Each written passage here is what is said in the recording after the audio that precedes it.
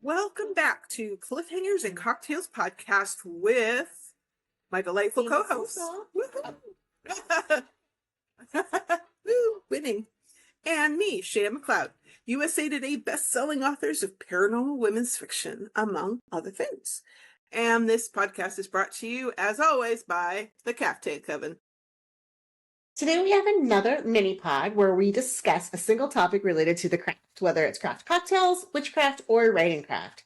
Today's topic is writing craft, and it's the second of a two-part series on writing through hard times. And I just want to offer a content note. We are going to be talking about mental illness, chronic physical illnesses, and other subjects that may be difficult to listen to if you're not in a place where that's feeling okay right now. So feel free to stop right now, save this to come back to at a later time. Go listen to one of our other episodes where we are have very little dark material to discuss. And rejoin us when you can. This is a judgment-free zone, and you do what's needed for your well-being. And if you need any kind of mental health resources, hotlines, whatever, check that out in the show notes. Absolutely. So once again, our topic is writing through the shadows, writing when life is hard. And this is part 2, channeling the dark and writing as magic. So we're going to get a little bit more witchy and moo with this one than we did the last one. But because we always, like to have that in too. So this is I've heard so many people say, this is a common thing. I've heard people who are either in burnout or, who are like, they've got writer's block or whatever. Oh, I don't know what to, I don't have anything to write about. And it's like, when life is hard, things are going on, whether it's in the world, in your home, in yourself.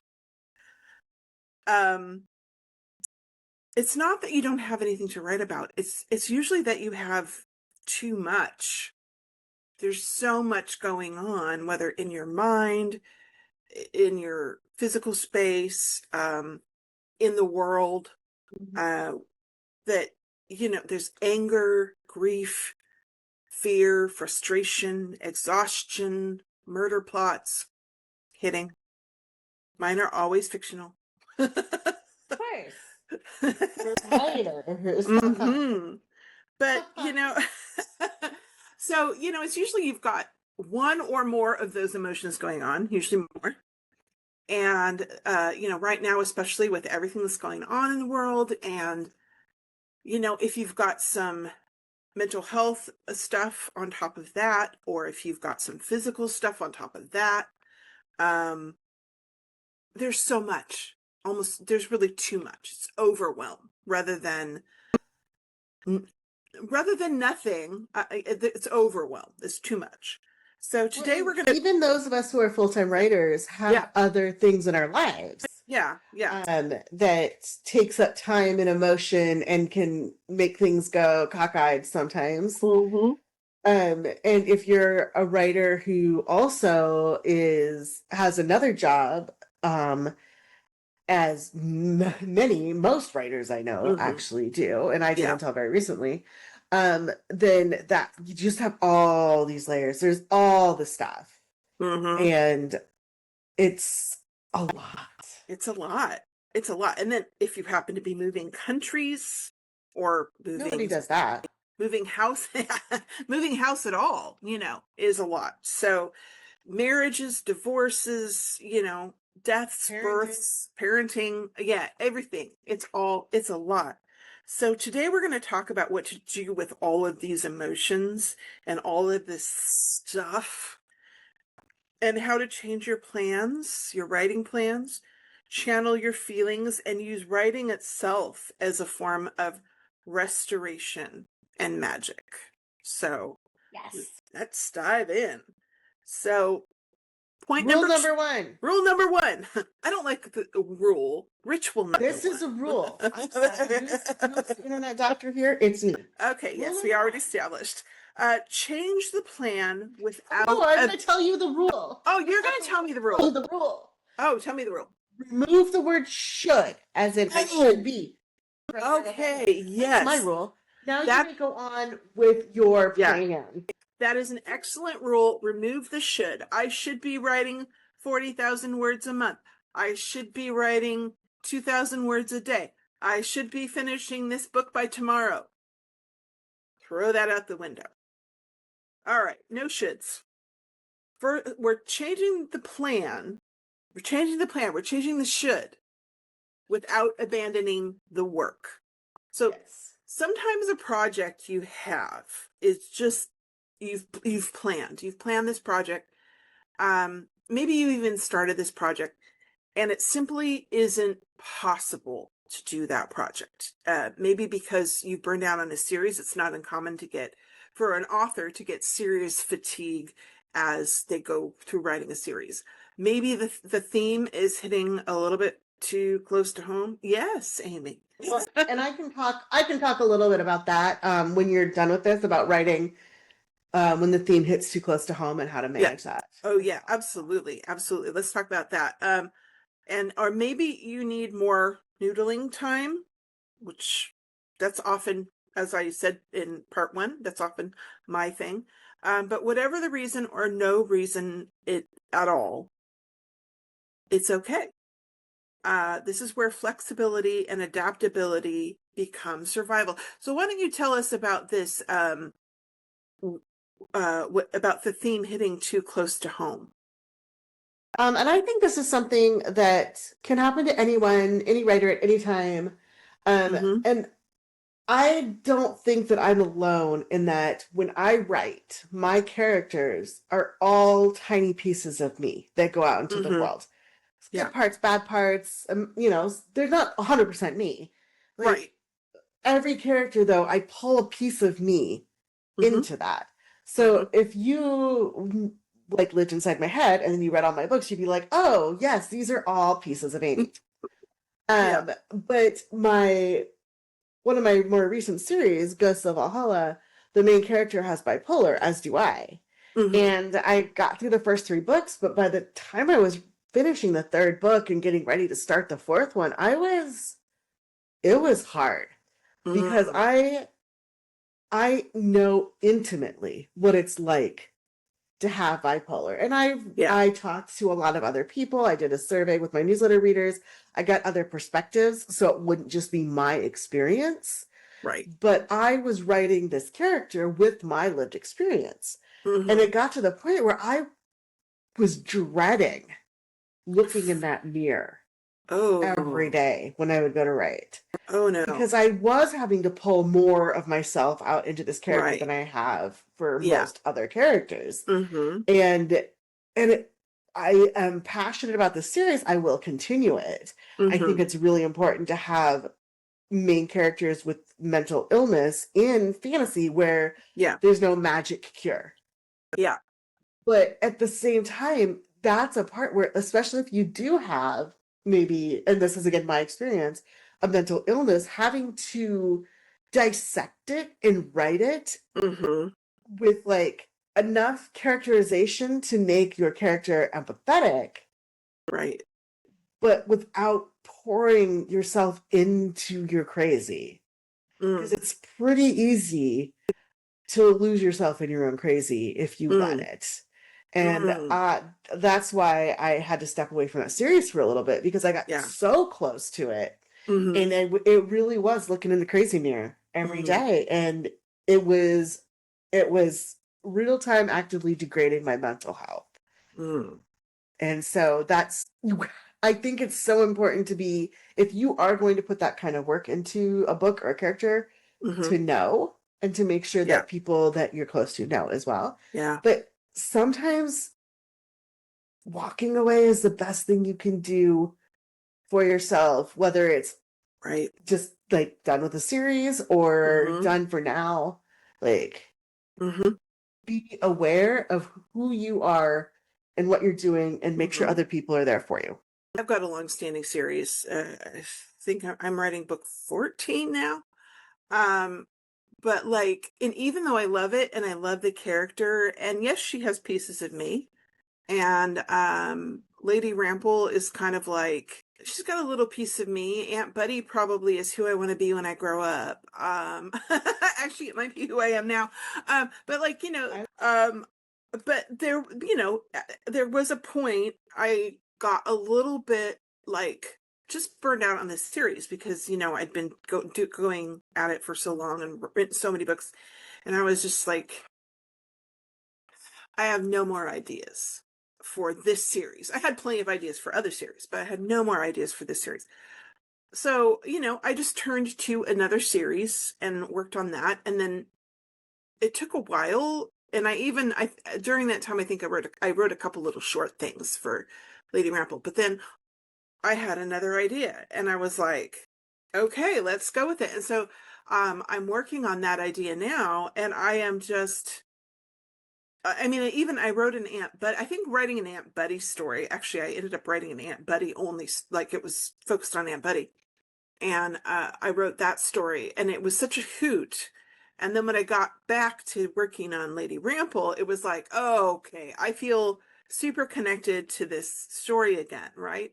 But I had to turn away from it for a while because I just sort of hit the wall a little bit with that series, and like I just, and so I just turned to something different. And that could happen not just, I mean, that could happen literally just on a daily basis where you're like, today I'm just not feeling like writing a battle scene, or maybe that's all you feel like writing. And but stab. stab. I mean, there have been days where I've written some absolutely ridiculous nonsense scene where shenanigans happen, and find a way to work it into the book later. Naked shenanigans?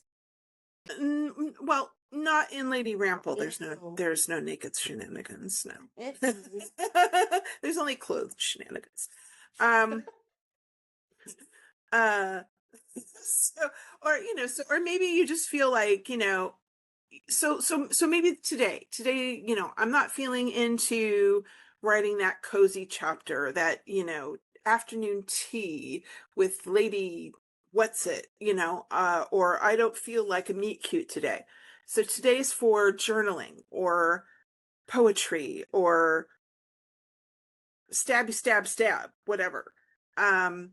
Or maybe the opposite's true. You've like been writing so much angst and drama, and you're all kind of twisted up in that. And so now, and you just need a warm blanket and a hug. So today is the day that you write that cozy Lady Rample afternoon tea, whatever. So changing your plan isn't failure at all. It's adaptability and it's resilience. And you may find that by shaking it up and writing something a little bit different, it may result in a whole new series or a whole new book or a whole new way of looking at things. I want to throw out there that sometimes, and I think this is true for many of the neurodivergent people that I know, that changing plans is very difficult. That's true. Yeah. And so something that I would recommend, and we can talk a little bit more about this if you want, or if you think there's a place where it'd be better to talk about this later, but planning for change, like having in your plan places where you plan to change. That's a great idea. Don't know what that's gonna look like. Just being like, okay, and here is a point where, like, maybe a choose your own adventure. So it doesn't feel like a huge change in plan if that's something that you find difficult. It could be, I have planned to do a shift, to do an adaptive maneuver here, and that might make it easier. I know that's something that I have heard recommended when working with people who do have rigidity around plans. Okay, that's great, because sometimes being a neurotypical person, I'm not sure what the best thing is to recommend for a neurodivergent person, because that's not my lived experience. And so, but yes, I do I do know that for a lot of neurodivergent folks, it is very difficult to adaptability and resilience are difficult because of that need to plan. And again, planning is not wrong. Planning, no. And changing your plan is not failure. Finding it difficult to change your plan is not failure either. And adaptability and resilience look different for everybody. Absolutely. Your adaptability and resilience are going to look different from mine. And so I just want to, there is zero judgment here. If you are a neurodivergent person and you have a recommendation for this that you think would help other folks, please share with us. We would love to hear from you 100%. about this. I always want to know everything anyway. Yes. And would love to get more viewpoints and hear from people who have this lived experience, and then we can share it with the rest of our listeners / viewers if you want, or we can just keep it to ourselves. You let me know how you want. You can comment on YouTube, you can DM me on Insta, and I'll get it. We'd love to hear from you. So, but yes, within your scope of ability or desire, maybe change, I know there are some people, some authors that literally do back and forth. They'll work on one project one day and one project the next day. So they'll have two very different projects. And in fact, I used to do that. I sometimes still do, like, I'll work on a paranormal one day and I'll work on a historical a different day. And I actually do plan that. And then if I'm feeling one more than the other, then I'll switch. 2, channeling emotion into the work. So one of my favorite things about being a writer is that we sort of kind of have this superpower that we turn things that aren't comfortable into something that is meaningful. So we're able to help our readers process trauma, express emotion, and find hope, even in the most difficult times. And I once got a letter from an older reader who, this was about my sort of beachy women's fiction books that are very low key. They're very feel good. They're very light on plot. They're very character driven. And she wrote thanking me because seeing this sort of found family vibe between these women and these women supporting each other and holding each other up and that sisterhood, because she'd never experienced that in her life. I actually cried because it was so sad that she hadn't been able to experience that for herself. But for her, she was able to experience that through my writing. And she could come back to that when she needed it. And it filled a place for her. And I thought, even if this is the only person that this ever helps, I've done my job. It wasn't something I intentionally put in, but I realized when she said that it was there. But it wasn't something I learned about myself until later in life, when I, began to find friends that I have that kind of relationship with. So, but I also address in that, I do address through some of my things, some difficult things that I've gone through, and I'm able to express them. And I've had readers write me about how that meant something to them as well. So they related to that. And that's just a really great thing, because we're able to help people find someone that understands them, that's been where they've been. And I think it's a gift for us as well, because we can, and there is research, and I would love to drop the sources where I got this from into the show notes later when I find my notes. But there is research that shows that creative writing and creative expression can help work through the difficult emotions that come with depression. Yeah. Specifically is the Wow. study that I read about that, That's is awesome. that being able to write and do creative expression is Mm-hmm. however that might look for a person. Mm-hmm. And I know we're going to talk about that. We're moving on into that, I think, right Yeah. now, but there is research that shows creative writing can help with depressive, shorten depressive episodes. There's a bunch of Oh, words that's there. awesome. Well, I think sometimes we can write sort of fictionally or creatively about something in a way that's too difficult to write directly. And that helps us to then process that. And the emotions that we pour, because the emotions we pour into our work, whether we're doing it intentionally or not, are powerful and impactful, both for us and for the people reading. Sometimes we just have no idea how impactful. It's not always easy when, as a writer, when those emotions are like welling up, like you talked about writing your character who's bipolar.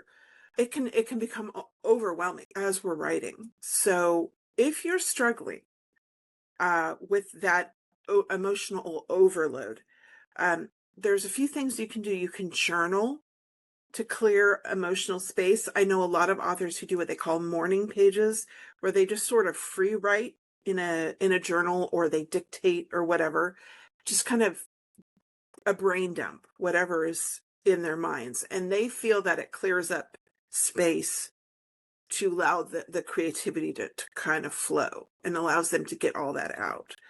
Um, you can write directly about what's happening, like, you can write a rant. You can rant, you know, get on your soapbox and whatever, write like a journal entry. I, don't necessarily recommend sharing that, but because, you want to be free to just like say whatever you want to say in your writing. Channel anger or fear or whatnot into your fictional dialogue. And I've actually done that a huge amount with some of the domestic abuse I went through in my previous marriage. Is I channeled a lot of what went on into various aspects of some of my books and things. And I've also offed a few people, fictionally speaking. Fictionally. Yeah, fictionally speaking. And it's very cathartic, I will say. Oh, also, if you want me Mm. to murder someone with a specific name, drop that information in my DMs. Murder in my book. Murder in my book. I To be have done clear, this service. I've done this service for others, I have two. Yes. and Yeah. I would be happy to fictionally murder the person of your choice, Fictionally. uh, fictionally. Fictionally. Because I'm a doctor, I'm a healer, not an assassin.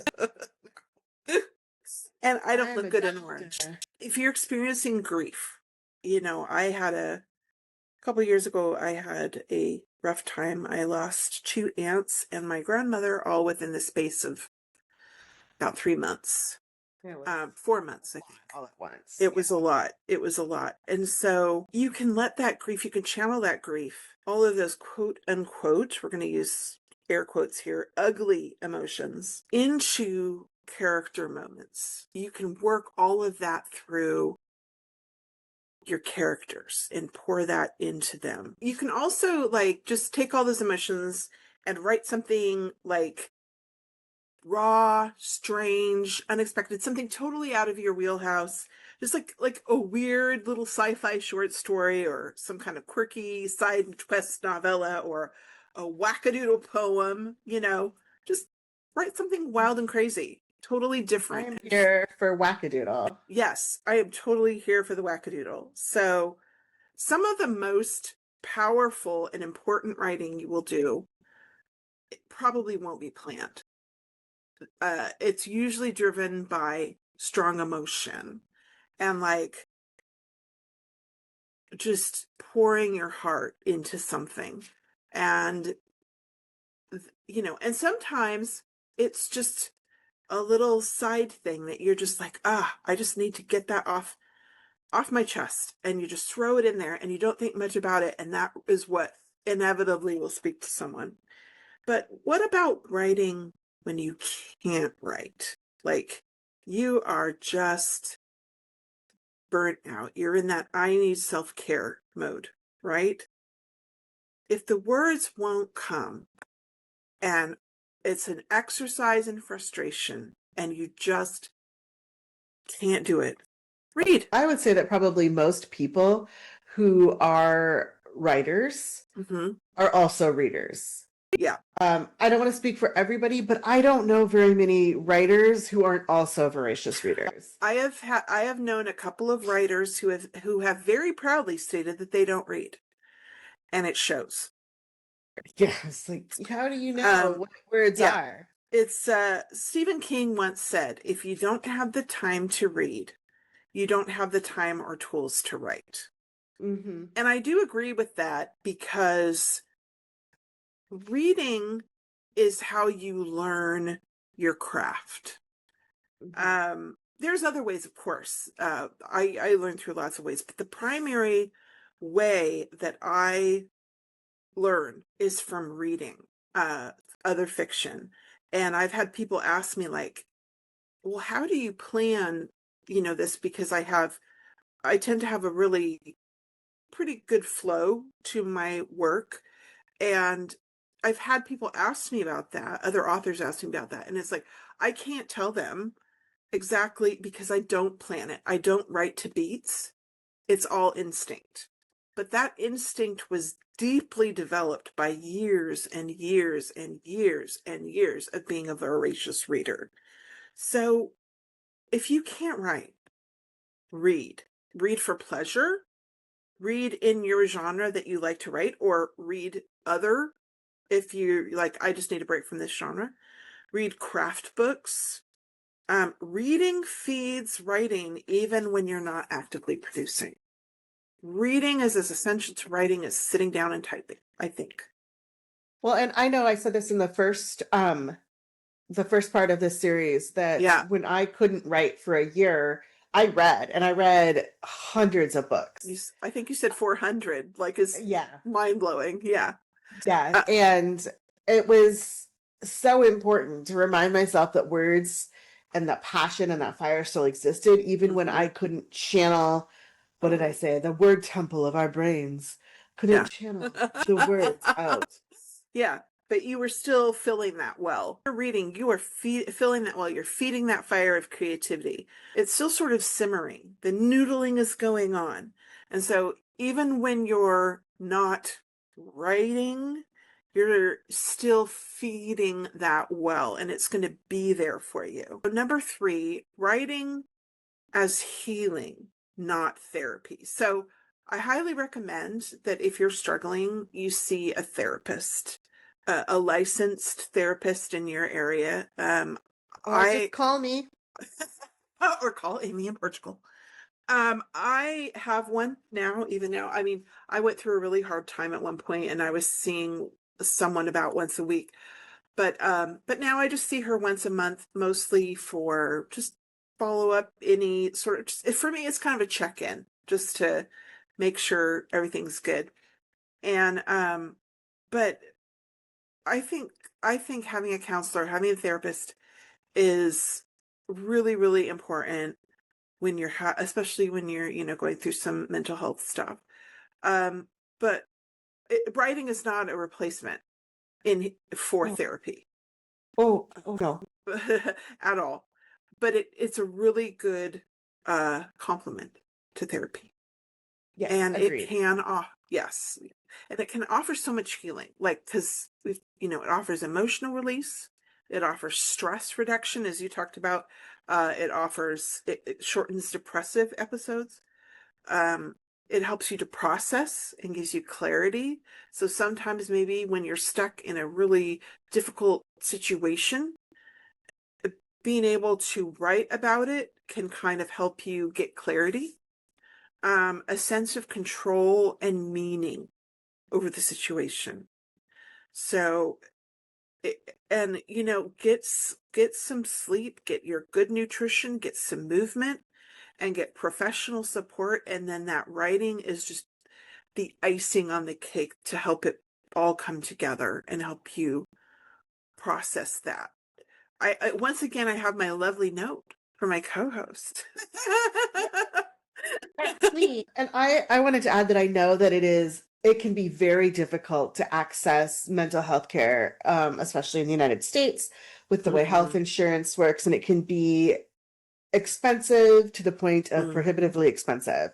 Mhm. And if that is the case and you cannot access mental or behavioral therapy, um, I will have some resources in the Yep. show notes on what you can do, where there might be resources where you can find something that is on a sliding scale, or Mhm. just someplace where you can at least start your journey. Mm. I know it can be Yeah. very difficult when you're in the middle of it to take care of yourself and to do Yes. that work. So I want to give you a jumping off Yeah. place if it's not something that's readily available. I know that Right. NAMI, I believe it's NAMI, Mhm. has resources all over the United States Yes. and it's free. It's no Yep. charge. They have group therapy sessions, and things like that. So definitely we'll include that. I recommend them as a good place they have lots of materials and things and Mhm. opportunities for help. And it's, again, all free. You talked in the last episode about writing alongside mental illness and like writing your character with that, and this isn't a fix. This writing is not going to fix your mental illness. It's not going to Oh fix my God, I wish I would right. be so mentally healthy. I know, like it would Yeah. be amazing. Yeah. It's not a fix. It's a tool, Mm-hmm. like many of the other tools that we have. And I would say if you're struggling right now with your mental health and you're struggling to write and to get those words on paper, the one thing that I want to tell you that I think is the most important thing you can do for yourself right now as a writer who is struggling with mental health is go to sleep. Mm. If you're not getting enough sleep, the rest of you isn't going to work. And Mm-hmm. sleep can be very difficult for a number. Like, there are some people who, when they're depressed, they sleep more. Some Mm-hmm. people are just in bed more, not just. Some people are in bed more and awake. But if you're not sleeping, your brain cannot heal enough Mm. to maintain the rest of your daily functions. You Yeah. have to sleep. And, and this is a hard thing, this is the hard one, you have to eat food. Mm. It doesn't have to be 100, like, you don't have to have some kind of perfect nutrition, perfect diet, whatever. You have to have adequate sleep. You have to have adequate calories. Mm-hmm. And you have to see the sky sometimes, I think. Like everyone has Yeah. different physical abilities. And maybe for me, I used to run. Now I try to go walking a few times a week. Everybody has different abilities when it Mm. comes to what they can do physically. Yeah. But I think you need to get your heart rate up. You need to see some sunshine. And I think that those are more important than getting your words out.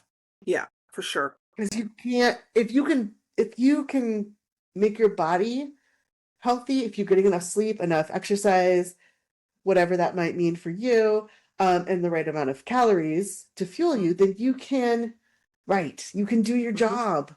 Yeah. Take care of yourself so that you can take care of your word temple.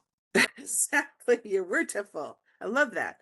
And be kind to yourself when that capacity changes. Like, Yes. instead of beating yourself up because of the shoulds, remember, Amy told us we're not allowed to have shoulds anymore.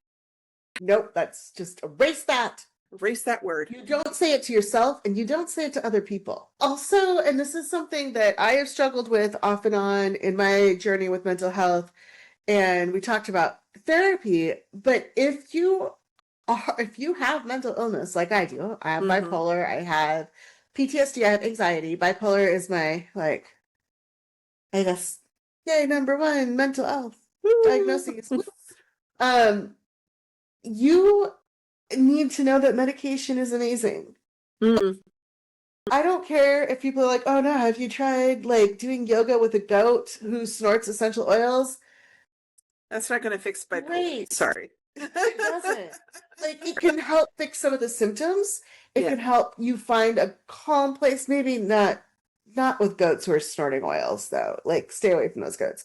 But like, there's a number of different things that you can do that can help you find balance and calm Mm-hmm. and manage the symptoms. But there are a number of mental illnesses that either for a time or maybe even forever need medication support. It's Mm-hmm. not weak Mm-mm. any more than me wearing glasses is weak. Any Yeah. more than somebody who has type 1 diabetes taking insulin. Like, if you can't make your own dopamine, store bought is fine. You know, it's Yeah, absolutely. Any more than you wouldn't go onto an operating table and say, "Oh no, don't give me an anesthesia. That's fine." Like, yeah. no, you would be like, "Anesthesia the hell out of me, dude. I do not want to be awake for this." Yeah. I just want to emphasize over and over that you have to be patient and kind with yourself, and you have to Mm-hmm. acknowledge that you're a new person today than you were last week or last year or Mm-hmm. 5 years ago. And you don't have to operate at 100% all the time. In fact, Right. I would recommend if you're going to work 5 days a week, do 20% every day because that adds up to 100. Then you're doing 100% effort a week. Yay. There you go. Well, it's like the Starship Enterprise. They don't run it at work 10 all the time, or because they burn out the engines. Do they ever run it at work 10? They do occasionally run it at work 10, but they tended to keep it like below low, like 9 point something. But like one time they hit 10 and weird things happened. But Yeah. yeah, Don't do that. 10 Don't do because 10. you don't want weird stuff to happen. No.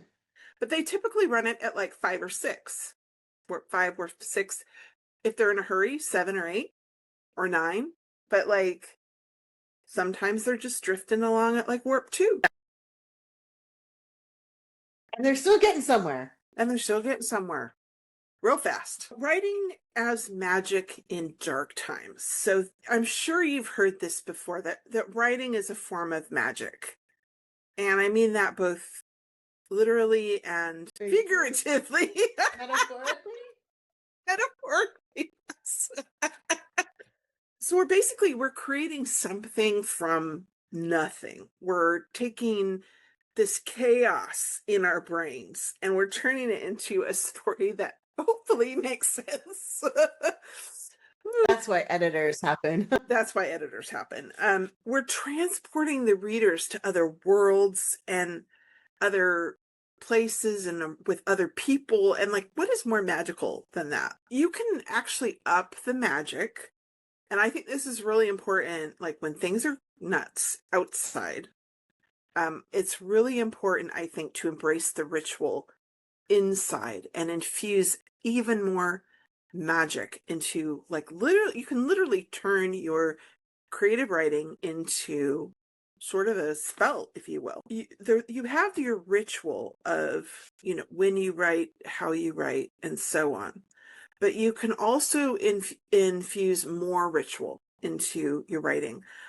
Maybe there's a favorite pen that you use to plot. You could burn a candle while you're writing. Sometimes I have a creativity candle that I use. Maybe there's a specific hour which you stop and do a little meditation.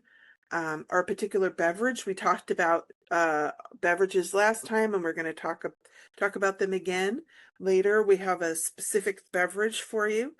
You might have a mantra or several mantras to help summon creativity and inspiration. Writing, like, it reminds us of who we are when everything else is just dark and awful. It brings us hope for a better tomorrow because it shows us a new way of being. Like, writing literally can transform the world.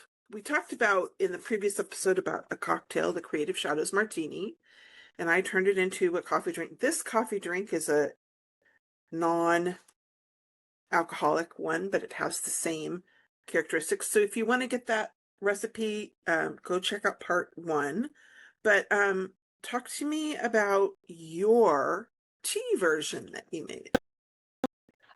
Well, so the energy that you focused on for Right. the martini, the espresso Mm-hmm. martini, basically was focus, creativity, renewal, and prosperity. Right. Mm-hmm. So I have been fighting a migraine for the last couple days and did Ooh. not want to have an espresso martini tonight when we were recording.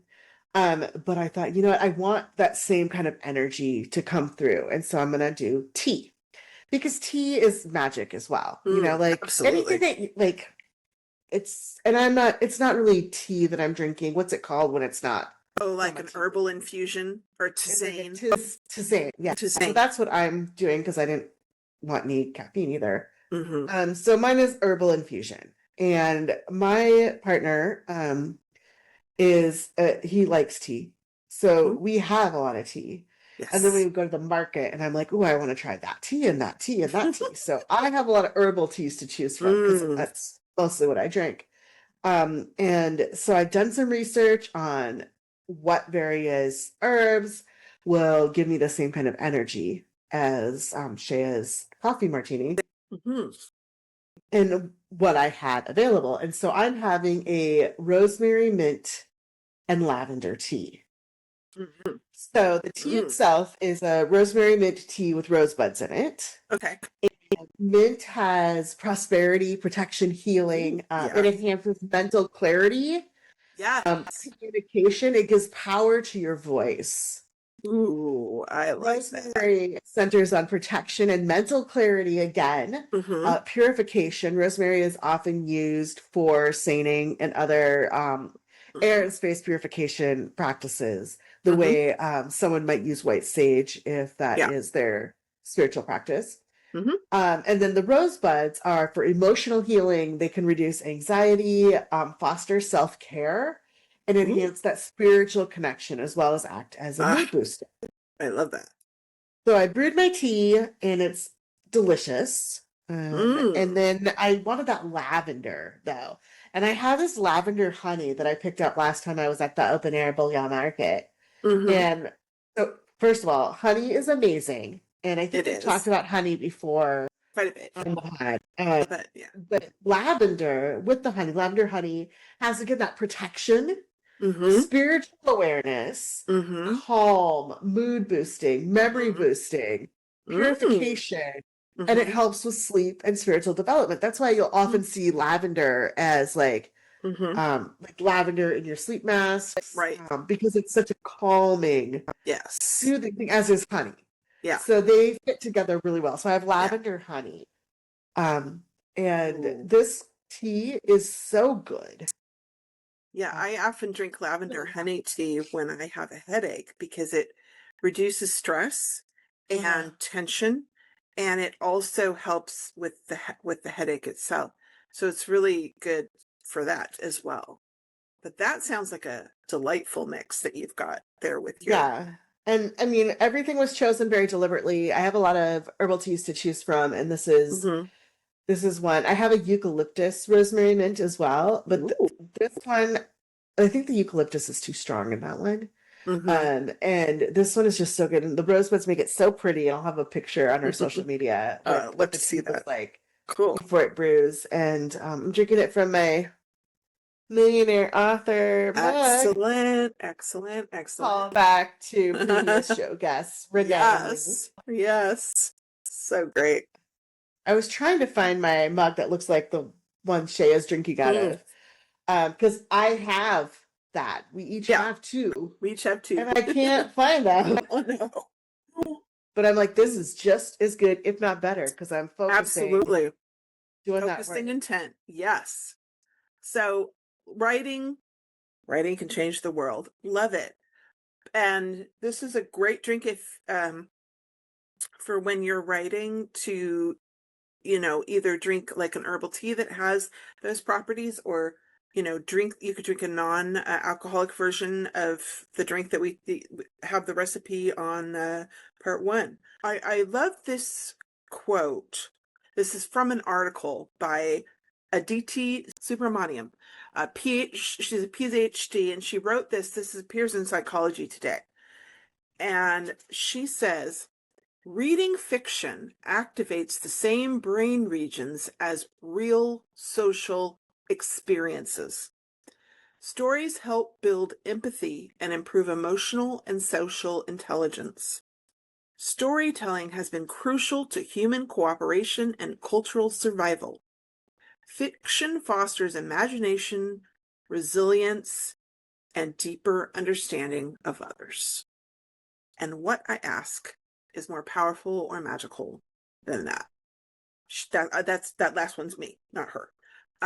Yes. I knew that. But yes, it's probably good that you clarified that.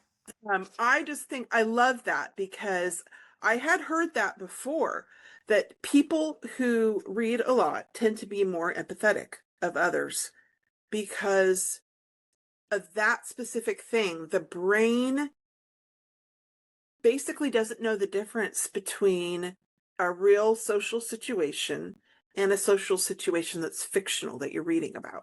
It learns about social things the same way from both things. Then that helps you build empathy and understanding and I just love that. I think that's so amazing. And so as writers, we're not just experiencing that ourselves as we read or, but as we write and as we put it out there in the world, we're providing that experience for other people. And that's so awesome because that's why I think it's really important to have such a diversity of characters in fiction, because then we can, then we can understand someone else's point of view that we haven't had before, someone else's experience. And if you're reading, seeing yourself in someone else's story is magical. And it's easy for those of us who are whites because we see each other, we see ourselves like on everything. Being able to read a book, a fantasy book, and have a character that has bipolar or is suffering from addiction or has a physical or a mental disability that makes them not more, not less, just as part of who they are. It's not something that different. It's just a thing. Like, oh, that person has glasses. That person is bipolar. It shapes who they are, but it isn't the sum of who they are. Being able to see that is, I think, really good. And that's why for those of us who do struggle through darkness sometimes as writers, being able to translate that magically and put it on a page for someone else to see and recognize themselves, that is that magic again. It is. As a writer, and then it's the magic that we share with our readers. And your words matter. Your experiences matter. The world needs your words and your experiences now more than ever. And sharing them matters. Unique. Yes. Just like everybody else. Exactly. So, final deep thoughts. Here we go. Ma'am. Yes. There is no better time to write than now. Not because it's easy, but because it's necessary for yourself, for your readers, and for the world. If you can write, write. And if you can't, right now, care for yourself, take care of yourself, and return when you can. Because the words will come back. They always do. Thank you so much for being with us on this journey. We would really appreciate it if you like this podcast to give us a like or a review. If you have other topics you'd like us to cover, you can drop them in the YouTube comments or DM us on Instagram. Check out the show notes for resources. Yes. How much honey did I put in my tea? No, come on. Recipes. That's the same. And then please, again, take care of yourself. Yes. Remember, should is not a thing that we're allowing any. It's not about should. I will find you. And if you need permission to get rid of should, Cheers. And if you need permission, Amy will give you permission. She'll write you a permission slip. Let me know. Take care of yourself, and we will see you next time. Bye. Bye.